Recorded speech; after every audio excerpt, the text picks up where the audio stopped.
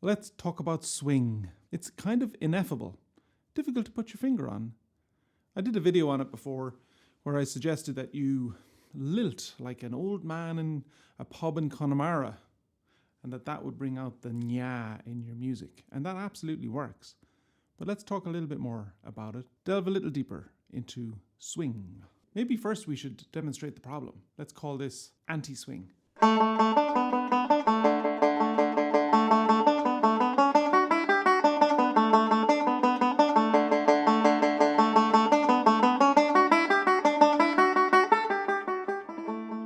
It sounds a little bit like a robot played it. ChatGPT or Boston Dynamics, Tesla Optimus bot or something. Because the way the music is written is with 8 quavers or 8 eighth notes in the bar. And so if you were to play them exactly as they're written, they sound like this.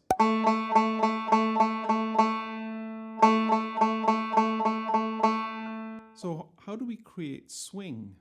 Maybe the simplest way to describe swing is that for the 8 eighth notes that are in a bar, you play the first one long and the second one short.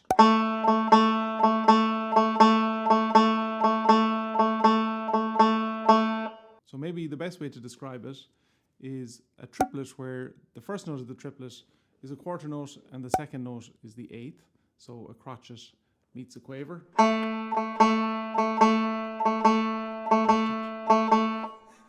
See? Does any of this make any sense? I don't think so. But let's go back to the problem again. Here's Crowley's reel.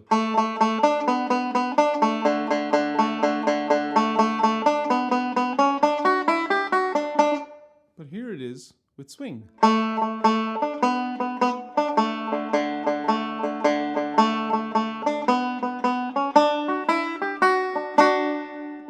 One of the great benefits of being an alternate picker, down, up, down, up, down, up, down, up. The down is heading toward the floor anyway, so just give it a little bit more weight on the downbeats.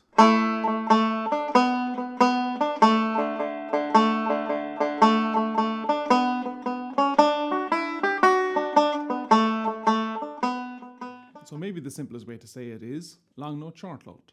Long note, short note, long note, short note. That's incredibly difficult to say. Long and short and long and short and long and short and long and...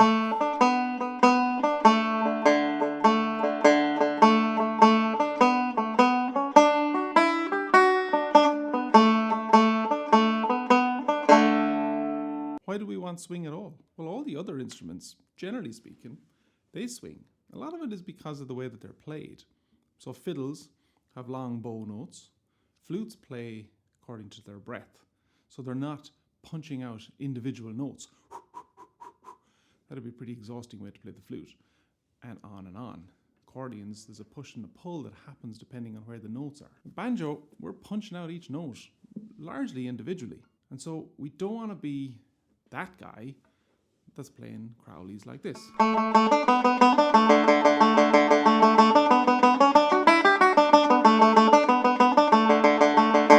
While everybody else is playing it.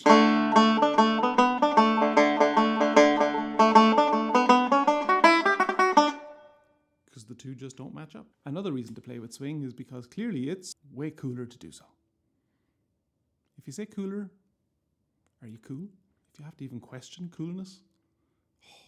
But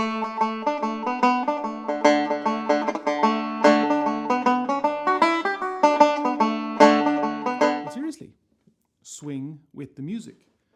The body is meant to move. We're not supposed to be rigid, playing like a metronomic robot.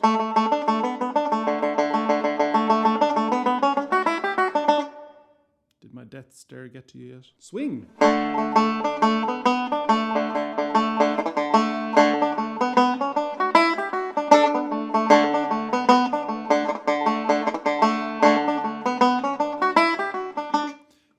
Pulse.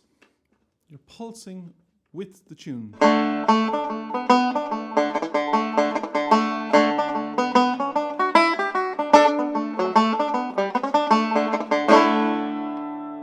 One way to start to really bring swing is to slow it right down.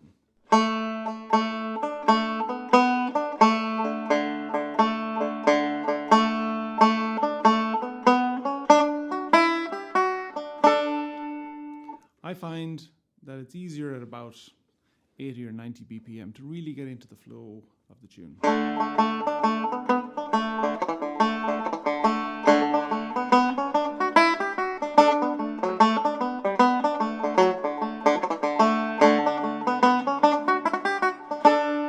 think one of the most important aspects of learning to play with swing is to listen. Listen to the other musicians that are playing in the session and try and get pulled into their rhythm and pulled into their swing. I do this at home as a practice. I'll put on YouTube, put on my noise cancelling headphones so that I don't hear myself too much, and then I play along with musicians that have great swing. And this is a brilliant reset because sometimes as I'm sitting here on my own making lots of banjo videos, I can get pulled into square playing, especially because I'm trying to slow things down so that they're instructional rather than just me having a good time. And I need to reset my swing. So I'll go and I listen to almost to Joe Cooley, anything by Dannon, Martin O'Connor, Noel Hill, you name it. The great musicians that inherently have great swing, play along with them and get lost in their music. And that's a really important aspect. And then one part that I think isn't spoken about enough, I talk about it all the time, is the whole idea of just relaxing, breathing deeply as you're playing, getting out of your head and just letting your entire body kind of sink into the music so that you're not out in front, judging it, critiquing the music as you play it, watching out for the inevitable drop notes and mistakes. We all make them. And then getting really caught up in that, going inside and only listening to ourselves, because then in creeps the tension. Arms get tight, shoulders go up towards your ears, and suddenly there's a ton of tension in your playing. It's getting more tense, and often this creates really loud playing because now everything is tight and we're...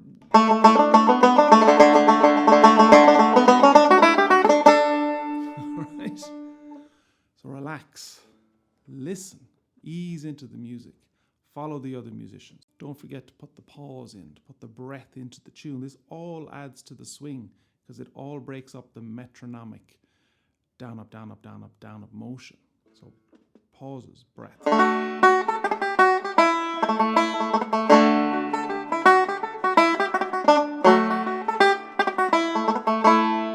Don't forget to throw a few shapes. They seem to really help. Here's the tune at 60 BPM with some swing, bit of backing track, hopefully that'll help. Play along with this at home. 1, 2, 3, 4.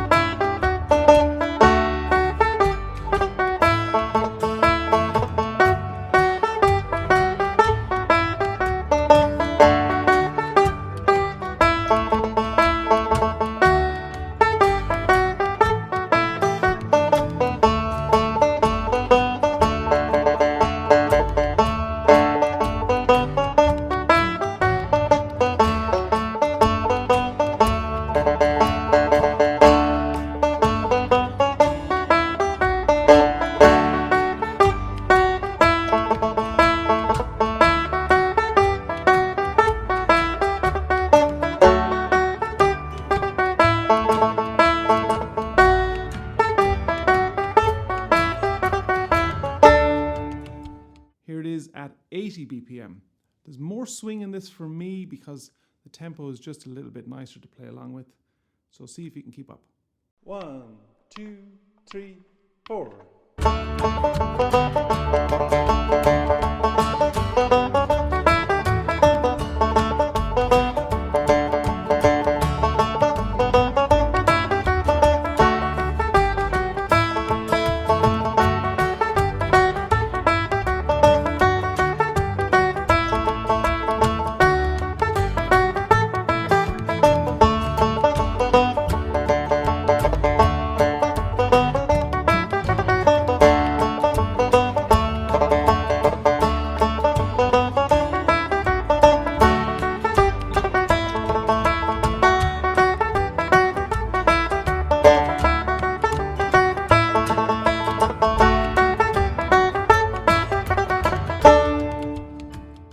Let's do one at 100 BPM.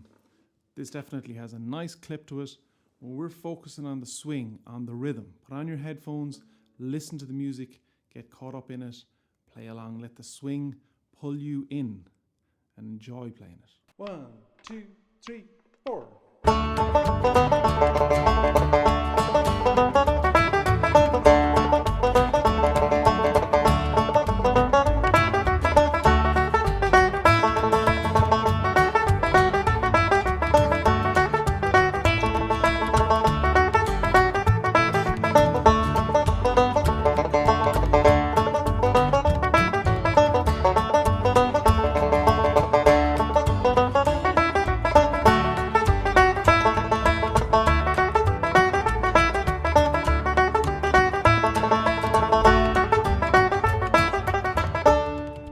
Thanks for watching. If you enjoy these videos, hit subscribe and like, leave a comment, and